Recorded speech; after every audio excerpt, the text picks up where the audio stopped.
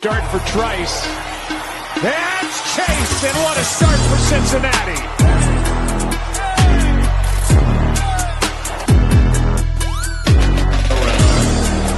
And he has the throw ball for Saluba. Bijan Robinson, he's got a hand. His first touchdown. Gibbs out of the backfield right away. Oh, yeah, there's no question that he was grabbed. They got ridiculous. They got Gibbs one-on-one with Andrew Van Ginkel in space, and that was it. And this is, again, it's man-to-man. It's one-on-one, and he's underneath. He loses his balance. Block Bowers is one of those guys that has a – and this is –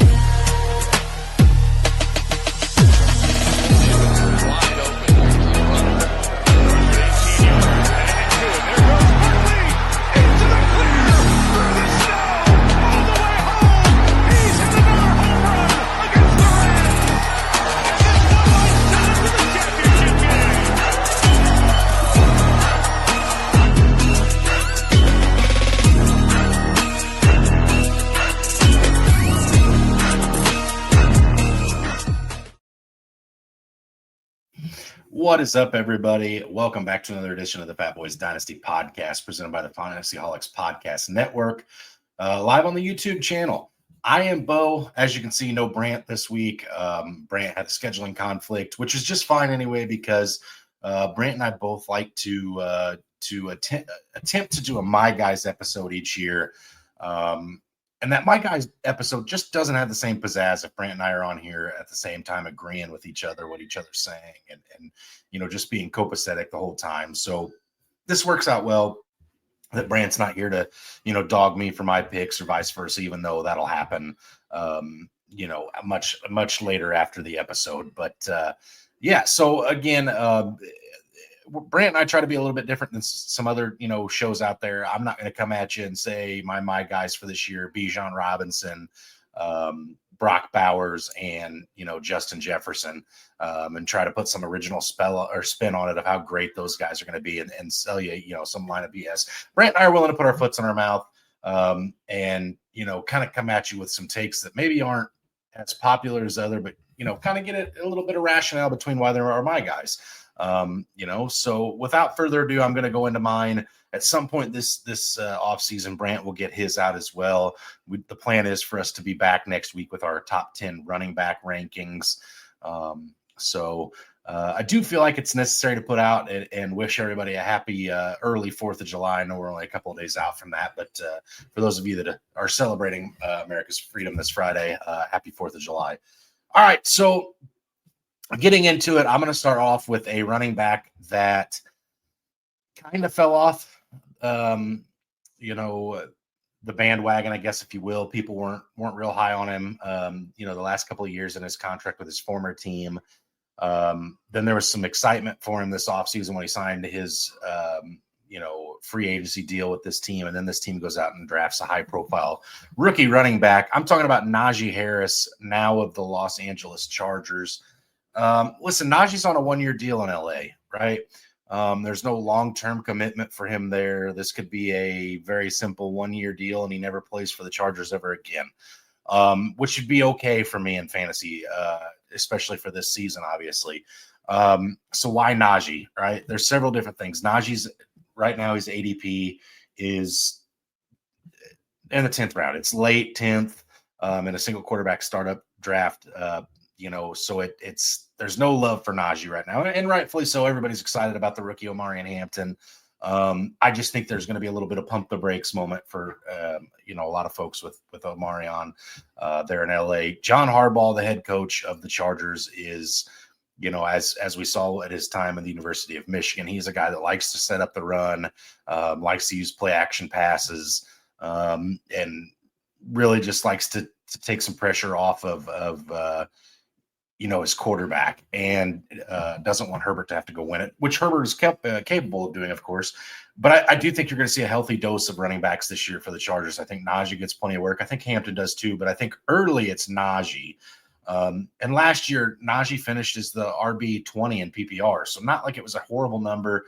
And that was with Jalen Warren having a decent amount of touches there in Pittsburgh, with the peculiar game schemes that our Arthur Smith puts out, that anybody else who's ever, rooted for the Atlanta Falcons feels that, all too well. But again, 17 games played for Najee, 263 attempts, 1,043 rushes, only 6 touchdowns last year, career low in touchdowns for Najee. Did add another 36 receptions, 283 yards out of the backfield. So again, Najee catches the ball out of the backfield, right? Najee's an above average pass blocking running back, which is going to see him on the field early as Omarion Hampton gets that stuff figured out. I do think there's a chance that at least to start the season, you see a 70, 30, 60, 40 split in favor of Najee. And honestly, if he has a good season, why not continue that? He's on a 1-year deal. Use him, abuse him. If you don't like him or you do like Hampton, then you move on next year. But that's for us in the fantasy community. We don't care about next year. It's this year for right now. And I think Najee is a guy that, for me, if I have an opportunity to take him at that 10th round ADP, where I've probably already gotten a lot of my playmakers and I'm getting a guy in Najee who I think is going to have a pretty darn good role the first several weeks of the season where he's going to be very relevant. I can't not do that. Again, I think the pass blocking for Najee is going to be the biggest thing that keeps him on the field early. And I think, until Hampton gets a really solid grasp on that, I think this is Najee's backfield to lose. And the one thing Najee doesn't typically do a lot is fumble. So I don't foresee him, losing work in this backfield early. I think this is going to be at worst a 50-50 split to end the season, which means Najee's still going to have, flex appeal. Because again, he's probably even if Hampton takes the lead back out of that 50%, you're still going to see Najee get somewhere around 12 carries, and 12 carries over a 17-game stretch is going to get him close, to a number that you're happy with for a fantasy flex player. So again, first my guy, Najee Harris, Los Angeles Chargers. All right, moving to my wide receiver. This one I feel like is low-hanging fruit a little bit, but it's a guy I've been high on all offseason. I've hyped up continuously for those of you that have tuned into the cast. And I'm not going to stop now. It's Jaden Higgins of the Houston Texans. Obviously their wide receiver that was drafted in the 2nd round. I think there's a solid chance that Christian Kirk is in the slot role to start the season. So in 2 wide receiver sets, it's Nico Collins, it's Jaden Higgins. I think you see a bounce back role from the Houston Texans offense, new offensive coordinator. I think CJ Stroud plays better this year. I think the offensive line will be improved a little bit. And again, they stressed in Houston, hey, we need playmakers. And, so they go out and add these Iowa State teammates, which is awesome. These two, I don't know if anybody's familiar with the situation with Jaden Higgins and Jalen Noel. These two guys have a fishing TikTok that they go on fishing trips together. It's a hoot. They're very clearly just good friends on top of being teammates. So that should be interesting. But Sleeper does currently have Jaden Higgins' projections in. I'll have to look at mine and see where they're at. But right now, Sleeper's got Jaden at 54 receptions, 679 yards, 5 touchdowns. Listen, here's the other part of this that I think that we have to factor in. And again, we can't specifically say that Jaden Higgins is going to be healthy in the NFL, but we can say Nico Collins has never done it. All right. Nico's elite when he's on the field. Again, if you've spent any time watching this cast, Brant did have a pretty, heavy take a couple weeks back saying that he thought Nico Collins might be a bust this year at his current ADP. And if that does happen, it's because Jaden Higgins has a good year. And I do like Jaden Higgins. Definitely second fiddle, obviously, to Nico. I won't join Brant on that hill necessarily this week.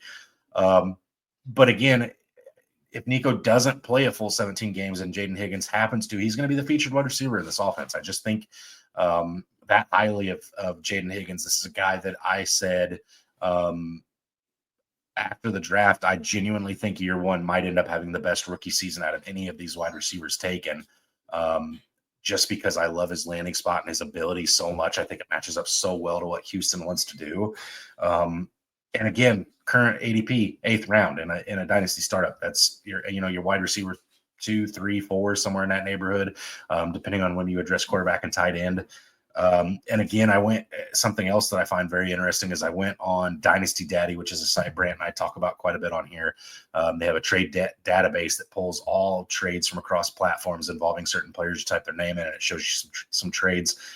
The ones that I found the most in the last 2 weeks, there were several that were straight up Jaden Higgins or Juwan Jennings. And I think Juwan Jennings could be very exciting for the first half of the season until Brandon Ayuk comes back. And then at some point, Juwan Jennings, in my opinion, is going to be firmly behind Brandon Ayuk, George Kittle, and Christian McCaffrey in pecking order.